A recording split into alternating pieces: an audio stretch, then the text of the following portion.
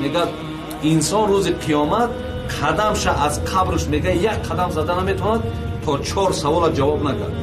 یکی از امونو چیه؟ یک من عمری فیما افنا. خدا میپرسش چند سال حیات دادم؟ 60 سال یا 70 سال یا 50 سال.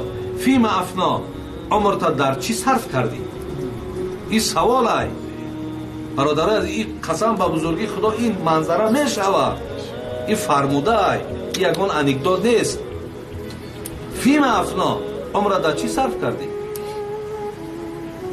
خب این را که میگوی که باید بگوی همه را، کود در کجا صرف کردی، چه خیل کردی، همه اینا را پیش خدا میگوی. و بعد همین عیب نیست، خجالت نیست که بگوی پروردگار خیلی مقصد من همین خیل زنا کردم، من عرق نوشیدم، من فلان کردم. این بسیار برای تو دیگر اونجا هیچ دستگیری برای تو دیگر نیست برادر عزیز.